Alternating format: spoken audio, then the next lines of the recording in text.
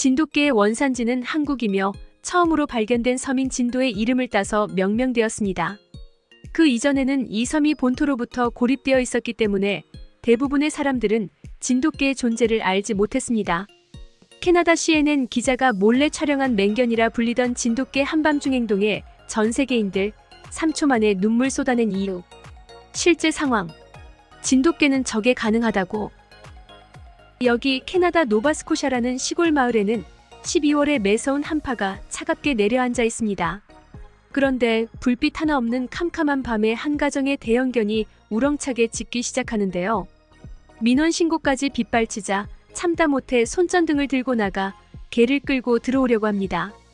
그런데 그 순간 아무도 없는 어둑한 밤거리를 미친 듯이 달리는 듯한 발자국 소리가 들리네요. 눈치 없이 계속 지저대는 대형견을 뒤로 한 채 견주는 손전등으로 마당 밖을 비춥니다. 그리고 견주는 공포에 질려 비명을 지르며 쓰러지고 맙니다. 도대체 그 견주는 한적한 새벽에 무엇을 목격한 것일까요? 안녕하세요. 저는 캐나다 노바스코샤라는 시골에 살고 있고 초등학교 교사로 근무 중인 엘리시아라고 합니다. 캐나다는 겨울이 추운 나라로 잘 알려져 있는데요. 제가 살고 있는 위니펙 도시는 특히나 더 추운 데다가 2월의 겨울은 그 강도가 아주 매서운 시기입니다. 그 시기쯤에 외출하는 건 단언컨대 목숨을 거리에 내놓고 사는 것과 같을 정도지요. 그런 12월의 어느 날 우연히 저희 학교 근처에서 검은 대형견이 발견되었습니다. 그 대형견은 캐나다에서 보기 어려운 특이한 종이었습니다. 캐나다 성인들에게도 낯선 개인데 아이들 눈에는 얼마나 생소했겠습니까? 그래서 저희 학교 아이들도 그 검은 개에게 호기심을 보였어요. 흔히 보지 못한 견종이라는 이유로 아이들은 그 개에게 돌을 던지고 괴롭혔습니다. 저뿐만 아니라 그 모습을 본 시민들은 아이들의 행동을 말렸어요. 그럼에도 한참 말썽을 부릴 시기인 아이들의 장난을 감당해내는 건 무리가 있었습니다. 한 번은 제가 교실에서 도대체 왜 그렇게 가만히 있는 개를 괴롭히냐고 물은 적도 있었는데요. 저는 그날 아이들의 대답을 듣고서 크게 충격을 받았습니다. 처음으로 사랑스러운 아이들이 못된 악동처럼 느껴졌어요. 아이들은 그저 그 개를 못생겼다는 이유로 괴롭히고 돌을 던졌다고 하더라고요. 그 이유를 듣고 나서 저는 아이들을 더 다그치며 단속했지만 아이들의 버릇은 쉽게 고쳐지지 않았어요. 결국엔 아이들의 악랄함이 끝을 보이고 말았어요. 저는 아주 잔혹한 장면까지 마주하게 되었지요. 퇴근하는 길에 또 아이들 손에 괴롭힘을 당하고 있는 그 개를 보았는데요. 돌을 맞고 피 흘리며 쓰러지는 모습을 본 겁니다. 저는 그날 처음으로 학생들에게 욕을 섞어 화를 냈어요. 선생으로서 침착하게 대응해야 한다고 비난하실 수도 있겠지만 사실은 일부러 욕을 섞은 것도 있습니다. 큰 부상을 입은 개를 보니 더는 아이들을 곱게 타일러선 안 되겠더라고요. 아이들에게 문제의 심각성을 인지시키지 않으면 이 같은 일이 또 발생할 것 같았습니다. 기본적으로 생명은 모두 소중한 것임을 알아야 하잖아요. 저의 거친 다그침으로 인해 아이들이 이 상황에서 위기와 공포를 느끼길 바랬어요. 저는 멀뚱히 서 있는 아이들을 등지고서 다친 개를 제 차에 태웠습니다. 당장 가까운 병원에 데려갔어요. 동물병원에서 치료받게 한 뒤에는 제가 그 검은 개의 임시보호자가 되어주기로 결심했습니다. 그 개를 사랑해줄 좋은 가족을 찾아서 보내줄 생각이었어요. 그렇다면 제가 그 검은 개에 대해 잘 알아야 하는데 생각해보니 저는 그 개에 대해 아무것도 모르더라고요. 그래서 저는 동물병원 측에 개에 대해서 궁금한 점을 물었습니다. 우선 그 개는 한국의 국견인 진돗개라고 했어요. 그 말을 듣자마자 의아할 수밖에 없었습니다. 제가 알고 있는 진돗개의 모습은 하얀 빛깔이거든요.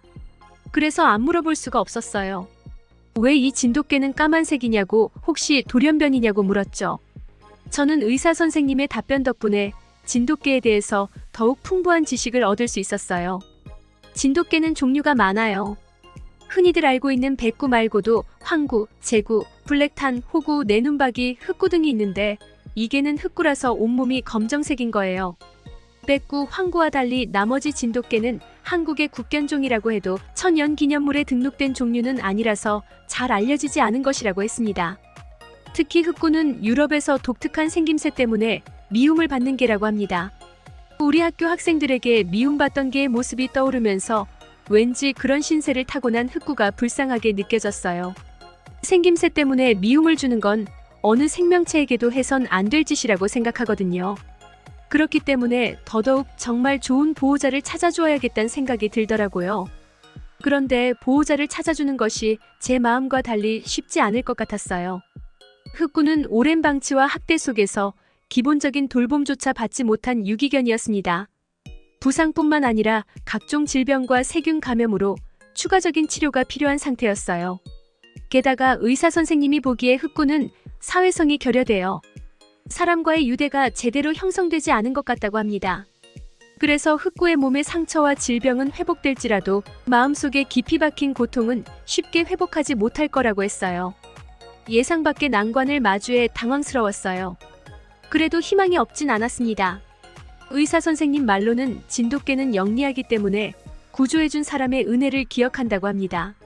마음의 문을 열지 못해서 저를 경계하는 것일 뿐 저에 대한 고마움을 느끼고 있기에 제가 관심을 지속적으로 충분히 보여주면 흑구는 금방 마음을 열 것이라고 했어요. 그때부터 제 일과에는 퇴근 후 동물병원에 입원한 흑구의 병문안을 다녀오는 것까지 추가되었습니다. 하지만 흑구는 마음을 열지 않았습니다. 오히려 병문안을 온 저를 향해 짖기만 했죠. 뭐 이런 멍청한 개가 있나 싶었습니다. 화가 나기 시작했어요. 제가 화를 내면서 흑구에게 제발 은혜 좀 알라고 다그쳐서일까요? 언제부턴가 밥그릇이 무서워 바닥에 뿌려준 사료만 먹고 사람만 보면 꼬리를 숨기고 떨기도 했고 또 구석에서 웅크리기만 했습니다. 그러던 어느 늦은 밤 동물병원 근처에서 화재가 발생했습니다. 불길은 금방 번지기 시작했고 병원의 모두가 긴장했습니다. 병원 스태프와 환자들이 급하게 대피하는 와중에 저는 흑구를 생각하며 본능적으로 그의 방으로 달려갔습니다. 흑구는 불안과 공포로 인해 구석에 웅크리고 있었습니다. 그 순간 저는 흑구를 구해야 한다는 것 외에는 아무것도 생각할 수 없었습니다. 화재 경보가 울리는 소음 속에서도 저는 흑구를 진정시키기 위해 최대한 차분한 목소리로 말을 걸었습니다. 무서워하지 마. 널 꼭 안전한 곳으로 데려갈게. 처음에 흑구는 제가 다가가자 더 크게 짖으며 물러섰지만 저는 포기하지 않고 천천히 그에게 다가갔습니다. 제 손을 조심스레 그의 머리에 올려놓고 부드럽게 쓰다듬어 주었습니다. 결국 흑구는 제 손길에 조금씩 반응하기 시작했고 저는 그를 안아들었습니다. 그 순간부터 흑구는 더 이상 저항하지 않았습니다. 저는 불과 연기를 피해 흑구를 안고 대피 경로를 따라 빠르게 이동했습니다. 밖으로 나오자마자 신선한 공기를 깊게 들이마시며 흑구를 바닥에 내려놓았습니다. 흑구는 제게 고마운 듯한 눈빛을 보내며 조심스럽게 제 손을 하쳤습니다. 이 사건 이후 흑구는 저에 대한 태도가 완전히 달라졌습니다. 더 이상 저를 경계하지 않았고 제가 병원에 들어설 때마다 기쁨으로 꼬리를 흔들었습니다. 저를 받아준 흑구의 마음이 얼마나 고마웠는지 몰라요. 그렇게 저는 흑구를 데리고 집으로 향하게 되었습니다. 차를 타고 귀가하면서 흑구를 부를 이름을 생각해봤어요. 잠깐일 테지만 이왕같이 있을 거 이름을 부르면 마음이 더 잘 열릴 것 같았거든요. 그렇게 생각해낸 흑구의 이름은 조이였습니다. 앞으로 기쁜 일만 가득하라는 뜻에서 그렇게 지었어요. 확실히 제가 조이라고 이름을 불러주니까 흑구가 제 눈을 길게 쳐다봐 주더라고요. 저는 개를 그렇게 안 좋아했는데도 희한하게 조이는 조금 다르게 느껴졌습니다. 조이가 저를 쳐다봐주는 그 눈빛이 싫지가 않더군요. 진돗개는 첫 주인에 대한 충성심이 높아서 낯선 타인에게 마음을 쉽게 열지 않는다고 했는데 첫 주인이 아닌데도 저에게 마음을 열고 따뜻하게 봐주는 조이에게 그저 감사했습니다. 한편으론 유기견을 임시 보호해보는 건 처음이라서 잘할 수 있을지 걱정스러운 마음도 있었어요. 그리고 저는 얼마 못 가서 결국 조이를 데려온 저의 오지랖을 뼈저리게 후회하게 되었습니다. 조이가 제게 마음의 문을 열었다는 건 저만의 착각이었어요. 조이는 저희 집에 적응해가면서 점점 날아다니다시피 난리법석을 부렸어요. 제가 알던 조이의 모습과 딴판으로 변해갔죠.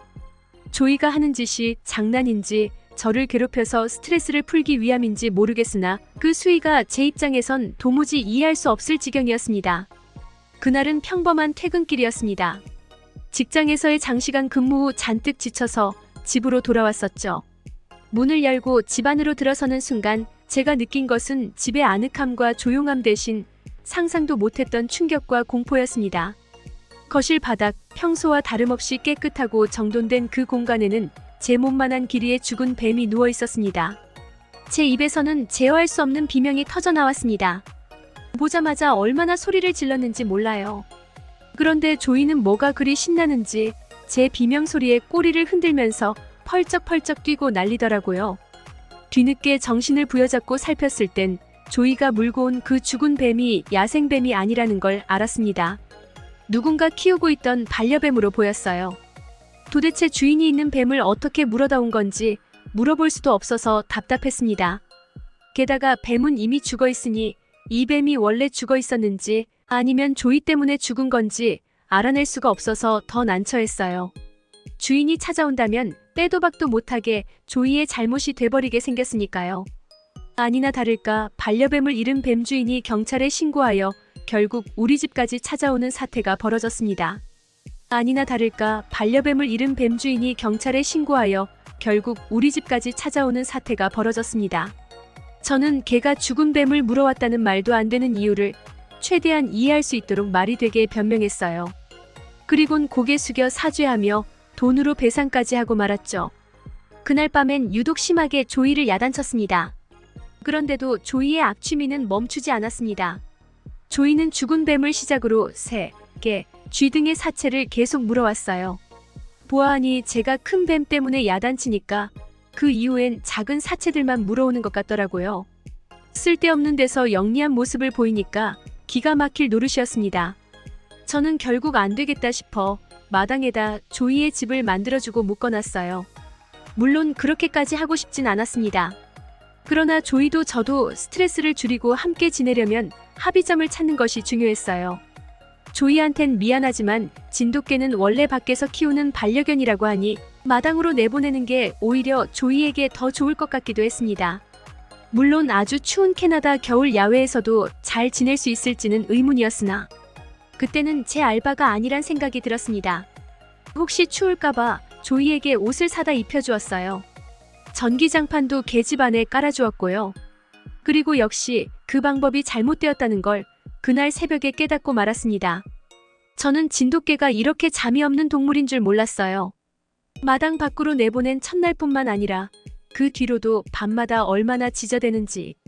낮에는 얌전하다가 유독 밤만 되면 수시로 짖어대는데 그 바람에 근 한 달 동안 민원 신고만 13통이나 받았습니다. 집안에서 지낼 때는 새벽에 짖는 일이 없었거든요. 근데 바깥 생활을 하기 시작하고 나서는 낮부터 제가 깨어있는 저녁까진 얌전하다가 꼭 자정이 넘어가면 짖어대길 반복했어요. 저는 훈련시킬 줄 모르기 때문에 조이를 단속할 수도 없어서 미치고 팔짝 뛸 노릇이었습니다. 그래서 어쩌지 못해 내버려뒀는데 어느 날은 경찰에게 조이를 훈련소로 보내라는 경고까지 받아버렸어요. 경찰에게서 경고장을 받고 나니 짬내서 반려견 훈련법을 공부라도 해야겠더라고요. 저는 그제야 본격적으로 조이를 훈련시켜보려고 했습니다. 제일 급한 부분인 시도 때도 없이 짖는 것만 고쳐진다면 살만할 것 같았어요. 그런데 곰곰이 생각해보니 조이가 왜 밤에만 짖는 건지 알아야 고치든 말든 하겠더라고요. 그래서 그렇게 마음먹은 그날은 자지도 않고 조이가 짖기 시작하는 밤이 오길 기다렸습니다. 그리고 새벽 1시 30분이 넘어가던 시각, 드디어 조이가 짖기 시작했어요. 저는 바로 방을 박차고 마당으로 나갔습니다. 조이는 원래 제가 기척을 내면 귀신같이 알아채고는 저를 쳐다보며 꼬리를 흔듭니다. 그런데 그날은 좀 다르더군요. 조이는 저를 한 번도 돌아보지 않았고 그저 어딘가를 보고 계속 짖기만 했습니다. 자기 목소리 때문에 제가 나온지 모르는 건가 싶어서 저는 조이를 불러봤어요. 조이, 조용히 해야지. 그랬는데도 조이는 제 말을 아는 채도 듣는 채도 안 하고 계속 같은 곳만 바라보며 짖었습니다. 결국 저는 조이에게 더 다가갔어요. 어딜 그렇게 보나 싶어 조이가 보는 방향으로 저도 시선을 옮겨봤습니다. 아무것도 없는 깜깜한 밤거리만 눈에 들어오더군요. 제가 살고 있는 곳은 시골 동네라서 주민이 우리 집 포함해 몇 채밖에 되지 않는 곳입니다. 상대적으로 인적이 드문 위치기에 조이처럼 짖어대면 시끄럽게 울려 퍼질 수밖에 없었어요. 저는 조이에게 그만하라고 계속 야단을 쳤습니다. 제발 그만하라고. 그만 짖어 좀. 이 멍청한 개야. 그러나 조이는 제 말을 듣지 않고 거의 피를 토할 것처럼 안간힘을 쓰면서 더 크게만 짖어댔습니다. 그 모습은 평소 낮에 잠깐씩 짖는 거랑은 느낌이 달랐어요. 제가 알던 조이가 맞나 싶을 정도로 낯설었죠.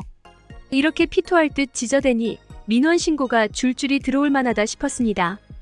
그런데 왠지 모르게 그런 조이를 강력하게 말릴 수가 없더라고요.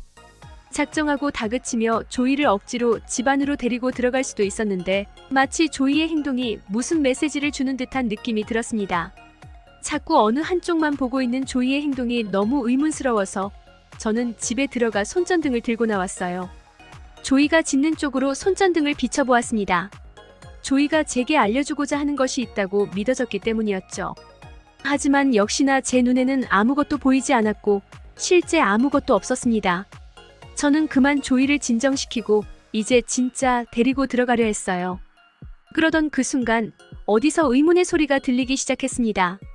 한적한 동네라 그 소리는 갈수록 더 선명하게 귀에 꽂혔어요. 그건 다름 아닌 누군가가 달려오는 발소리였습니다. 그런데 듣기만 했을 땐 절대 한 사람의 발소리가 아니었어요. 짧은 순간 군인들이 단체로 훈련하며 달리는 건가 싶기도 했습니다. 저는 조이에게서 신경을 돌려 다시 마당 바깥쪽을 비춰보았습니다. 그리고 얼마 안가 손전등에 그 의문의 정체가 비춰졌는데요. 그 정체를 확인하자마자 저는 그대로 비명 지르며 주저앉아 버렸어요. 야생무스 한 마리가 제 손전등 불빛을 보고서 미친 듯이 달려오고 있었거든요. 그 야생무스는 얼마 안 가서 우리 집 마당의 벽을 들이받았습니다. 그 순간 조이는 더 미친 듯이 몸부림치며 짖어댔어요. 마치 조이는 야생무스의 존재를 미리 알고 있었던 것처럼 놀라지도 않고 같은 행동만 보였습니다. 조이는 목줄에 목이 심하게 결릴 정도로 몸서리를 쳤어요. 공포를 느낀 와중에도 저는 조이가 불편하고 아플까봐 헐렁하게 묶어둔 목줄부터 황급히 풀었습니다. 그리곤 조이를 데리고 서둘러 집에 들어가 경찰에 신고하려고 했어요. 그러나 제가 허겁지겁 목줄을 풀자마자 조이가 그대로 집 밖으로 뛰쳐나가버리는 겁니다. 안 돼 조이. 이미 대문 밖으로 나가버린 조이를 향해 큰 소리로 외쳤지만 역시나 야생무스에게 정신이 빼앗긴 조이는 제 말을 듣지 않았습니다.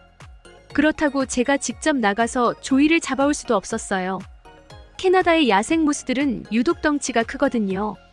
자동차조차도 상대하기에 벅찬 마당인데 성인 여성인 제가 무얼 할 수 있겠습니까? 제가 조이 때문에 그저 안절부절 못하고 있을 때 밖에서는 야생무스가 여전히 벽을 들이받고 있는 상황이었습니다.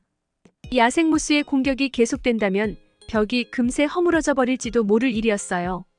자칫 조이의 생명이 위급할지도 모를 상황이라 제가 나가봐야 하는데 야생무스가 너무 커서 두려웠어요. 이건 조이가 아이들에게 돌맞는 상황에서 구조하는 것과는 차원이 다른 문제였습니다. 제가 빨리 정신을 차리고 경찰에 신고하는 것이 그나마 조이가 살 길일 것 같았어요. 그래서 황급히 집 안으로 뛰어들어가려 했죠. 그런데 그 순간 계속 벽을 들이받던 야생무스가 갑자기 공격을 중단하더라고요.